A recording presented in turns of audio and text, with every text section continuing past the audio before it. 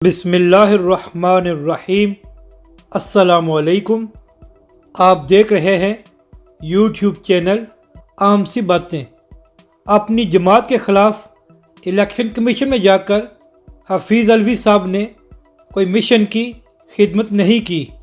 اس video میں ہم اسی کے متعلق بات کریں گے۔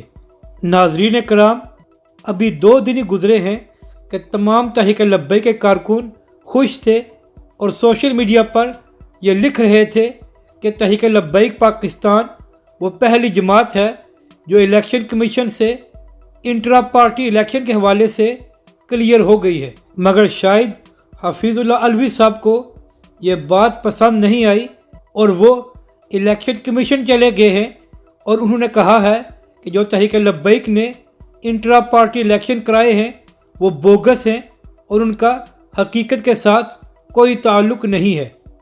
اب یہاں پر 2 باتیں ہیں۔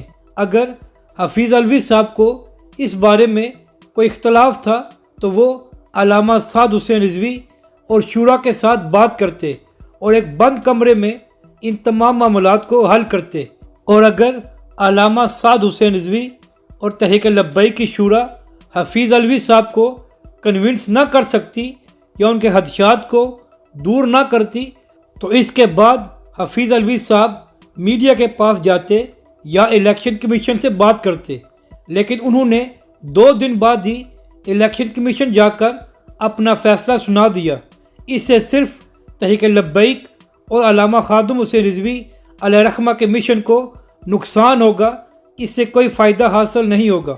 تو اس لیے حفیظ علوی صاحب کو چاہیے کہ وہ اپنی درخواست واپس لیں اور شورا اور علامہ سعد حسین رضوی سے بات چیت کریں اور اس سارے معاملے کو اچھے طریقے سے سیٹل کیا جائے تاکہ اس تحریک کو کوئی نقصان نہ ہو۔